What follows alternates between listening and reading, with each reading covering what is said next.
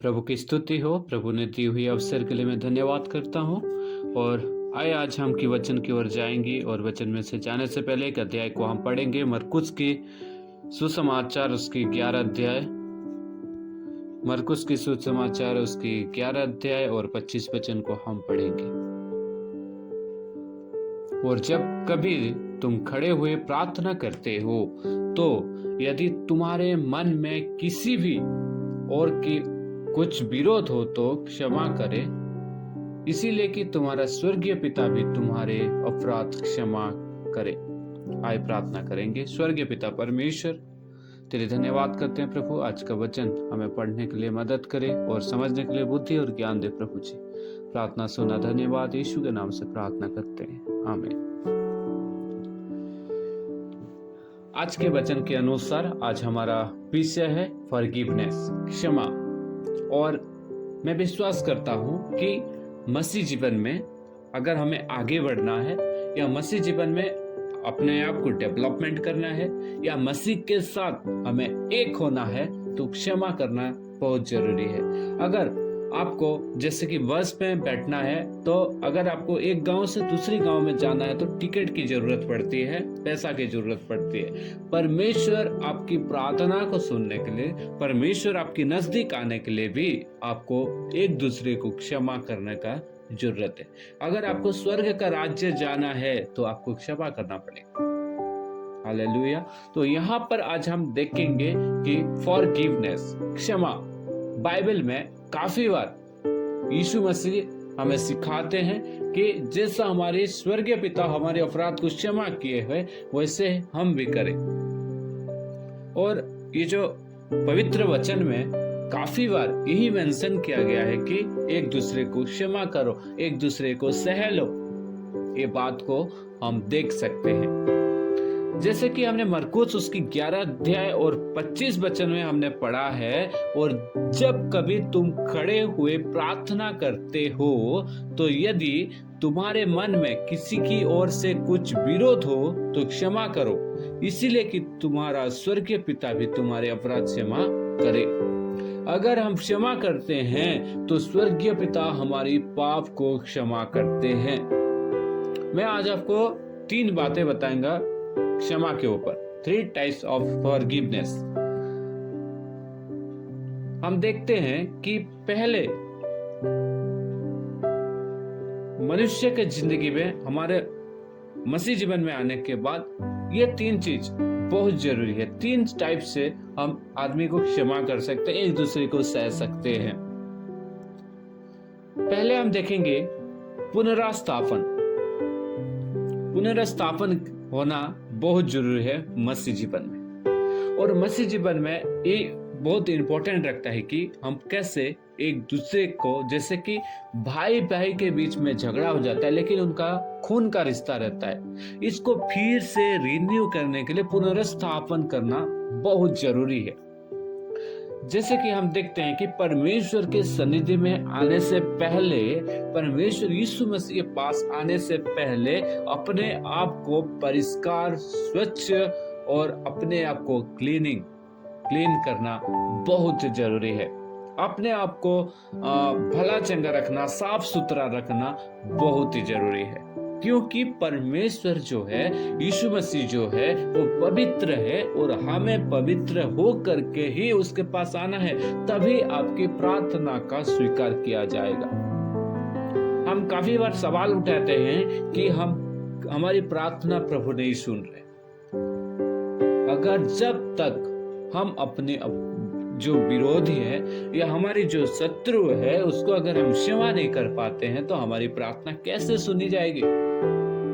क्योंकि रोक लगाने वाला तो शैतान खड़ा हुआ है कि हम हमारे दुश्मन को क्षमा नहीं कर पा रहे हैं। दूसरा बात है सहनशीलता, संयम, धीरज। कौन क्षमा कर सकता है?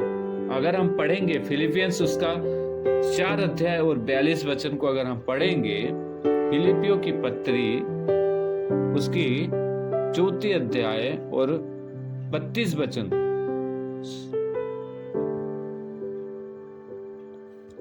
एफिसियों की पत्री उसकी 4 अध्याय और 32 वचन। इसमें लिखा गया है कि एक दूसरे पर दयालु। कौन क्षमा कर सकता है? जिसके हृदय में दयालु है, जिसका अंदर में करुणामय है। अगर हम इसको और दूसरे ट्रांसलेशन में जाए तो कोमल हृदय जिसके पास है वो ही एक दूसरे को क्षमा कर सकता है। जिसके पास दया करने का, कृपा करने का हृदय है, जिसका दिल जल्द से पिघल जाता है, वो ही क्षमा कर सकता है। और यहाँ पर हम परमेश्वर का वचन से और भी देखते हैं कि मत्ती उसका 6 अध्याय और 15 वचन को हम थोड़ा सा पढ़ेंगे। मत्ती उसका 6 अध्याय उसका 14 वचन और 15 वचन को हम लोग पढ़ेंगे। यहाँ पर लिखा हुआ है, मत्ती उसका 6 अध्याय उसका 14 वचन और 15 वचन में लिखा है, इसलिए यदि तुम मनुष्य के अपराध क्षमा करोगे तो तुम्हारा स्वर्गीय पिता भी तुम्हें क्षमा करेगा। देखिए, यहाँ पर एक कॉमन बात है कि अगर तुम क्षमा करते हो तो परमेश्वर क्षमा करते हैं। जैसे कि हमने पहले वचन में पढ़ा था, मरकुस उसके 11 अध्याय और 25 वचन में, वहां पर भी बताया जा रहा है कि पहले अगर तुम क्षमा करते हो तो स्वर्गीय पिता भी तुम्हारे पाप को क्षमा करेंगे। यहाँ पर भी ऐसे सेम वचन लिखा गया है कि अपराध क्षमा करोगे तो, ये वचन को आप गौर कीजिए, तो ही परमेश्वर, ये तो शब्द जो है, ये तो वर्ड जो है तब यूज होता है कुछ चुनौतियों रखने के बाद। अगर तू मेरे लिए ऐसा कर सकता है तो मैं तेरे लिए भी करूंगा। हालेलुया। यहाँ पर परमेश्वर का वचन कहता है कि तो तुम्हारा स्वर्गीय पिता भी क्षमा करेंगे, और यदि तुम मनुष्य के अपराध क्षमा ना करोगे, फिर से देखो लिखा गया है, तो तुम्हारा पिता भी तुम्हारी अपराध क्षमा ना करेगा। जब तक हम एक दूसरे को क्षमा करेंगे, परमेश्वर भी हमारे अपराध को क्षमा करेंगे। यही हमारे मसीह जीवन में होना बहुत ही जरूरी है।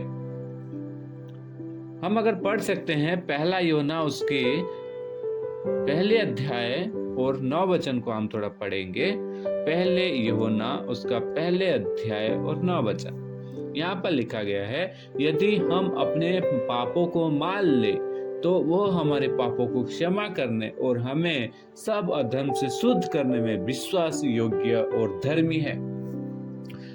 आज मैं आपको कहने को चाहता हूं कि मसीह जीवन में जो सहनशीलता है, संयम है, धीरज है, ये किसके पास हम देखते हैं? प्रभु यीशु मसीह के पास देखते हैं। दोस्तों, जब हम पाप से भरे हुए थे और हम जो दंड हमें मिलने वाला था, वो दंड खुद प्रभु यीशु मसीह ने अपने ऊपर लेते हैं। बताइए कि सहनशीलता, ये जो वर्ड है, ये जो शब्द है, ये बहुत डिफिकल्ट वर्ड है। जब यीशु मसीह को उस भवन में लेके गए तो वहां पर यीशु मसीह का किल्ली उड़ा गया, यीशु मसीह के मुंह में थूकने लगे, यीशु मसीह को चाटा मारने लगे, यीशु मसीह को चाबुक में मारने लगे, फिर भी सहने लगा, क्योंकि उसको मालूम है कि मुझे ये सब होना है। आज अगर हमें कोई चाटा मार देता है, आज अगर हमें कोई विरोध करता है, तो हम उसके विरोध में खड़ा होने को तैयार होते हैं, बल्कि हमें क्षमा करना जरूरी है। जब यीशु मसीह ने क्रूस के ऊपर में चढ़ गया, यीशु मसीह को जब मालूम है कि ये दुनिया मेरे को इतना सता रहा है, ये दुनिया के लोग जो मेरे कहलाते थे वो आज मेरे ऊपर थूक रहे, मुझे चाटा मार रहे, और उस समय में क्रूस पर खड़ा होकर के, क्रूस के ऊपर दोनों हाथों में दोनों कीले लगे हुए हैं, पैरों में दर्द से जख्म से भरा हुआ है, उसकी बदन से एक भी बूंद लहू नहीं है, फिर भी परमेश्वर से कह रहा है कि हे पिता, इन्हें क्षमा कर, ये क्या कर रहे हैं इन्हें मालूम नहीं है। दोस्तों, बात को हम देखिए, पूरी दर्द, पूरी शरीर नाश हो जाने के बाद, शरीर में कुछ बचा ही नहीं है, तब भी हमारे बारे में सोचने वाला परमेश्वर है। हालेलुया। आज आपके बारे में, मेरे बारे में, आपको और मेरे को जो दंड सहना था वो दंड खुद सह करके भी मनुष्य को क्षमा कर रहा है। इतना तकलीफ सहने के बाद भी यीशु मसीह ने क्षमा कर रहा है। यह है सहनशीलता, संयम, धीरज। हालेलुया। आज आप और मैं भी क्या यीशु मसीह के जैसा है? यीशु मसीह इतना सब करने के बाद भी वो कह रहे हैं कि क्षमा की प्रार्थना करें। इससे बड़ा क्षमा करने वाला आज तक हम देखा ही नहीं है और ना ही देखेंगे, क्योंकि यीशु से बड़ा क्षमा करने वाला और कोई नहीं है। तीसरे बात में आपको बताएंगे रिलीज या प्रकाशन और मुक्त। हम हमारे अपराध को जब मान लेते हैं, जैसे हमने पढ़ा है कि तो परमेश्वर हमें क्षमा करेंगे। हम पढ़ेंगे मत्ती उसका 18 अध्याय 21 वचन और 22 वचन। मत्ती उसकी 18 अध्याय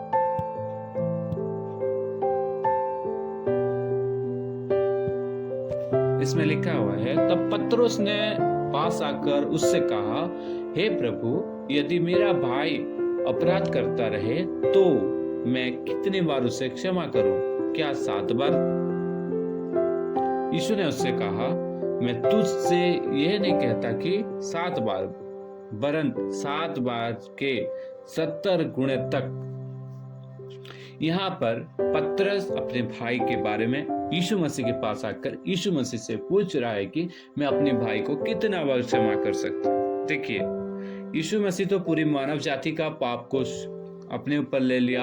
वहां का जो दर्द है, जो सताव है, जो परिहास है और जो कुछ भी उसको सहना पड़ा उसने सहा, और बाद में क्रूस के ऊपर चढ़ करके भी क्षमा प्रार्थना यीशु मसीह कर रहा है। लेकिन यहाँ पर 7 गुना, 7 बार के 7 गुने तक। दोस्तों, आप एक व्यक्ति को 1 बार क्षमा कर दीजिए, 2 बार करके देखिए, 3 बार करके देखिए, 4 बार आपको कहने का जरूरत नहीं पड़ेगा कि आप उसे क्षमा कर दें, क्योंकि आपके अंदर क्षमा करने का एक स्वभाव बैठ गया है। हालेलुया। हम प्रकाशन या मुक्त करने का ये वचन हमें बताता है।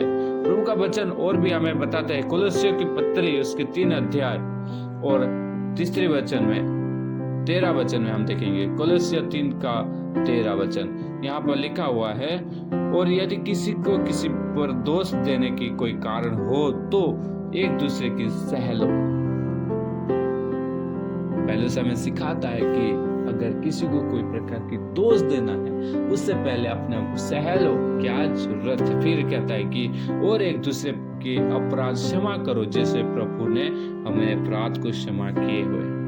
जैसा प्रभु ने हमारे अपराध को क्षमा किया हुआ है, ऐसे हम भी करना है। आज इस छोटे से अध्याय में मैं आपको यही समझाने के लिए प्रयास कर रहा हूं कि मसीह जीवन में फॉरगिवनेस या क्षमा होना बहुत ही जरूरी है। अगर आज आपका कोई दुश्मन है, अगर आज आपका कोई विरोधी है, अगर आज आपका कोई ऐसा है जिसको आज तक आपने सोच लिया है कि मैं इससे क्षमा नहीं करूंगा, तो आप प्रार्थना करें, प्रभु की स्वभाव को अपने अंदर आने दीजिए और उसको जा करके आप कहे कि भाई मुझसे गलती हो गया है, पिताजी मुझसे गलती हो गया है, माँ मुझसे गलती हो गया है, या कोई भी हो जिसे आप जा करके कहे, भले ही आपका ही दोष हो, लेकिन आप जा करके अगर क्षमा प्रार्थना करते हैं, उससे क्षमा मांगते हैं, ब्रदर मुझे क्षमा कर दो, मेरे से गलती हो गया, आप देखना उसके आंखों से पानी आने लगेगा, क्योंकि उसको यह मालूम होगा कि यह व्यक्ति के अंदर कुछ तो बात है। हालेलुया। आज मैं आपको कहने को चाहता हूं कि हमारे जीवन में क्षमा होना या एक दूसरे को सहने का ताकत होना बहुत ही जरूरी है। प्रभु इस छोटे से संदेश से आप सभी को सहायता करे, मदद करे। सबको जय मसीह की। Thank you.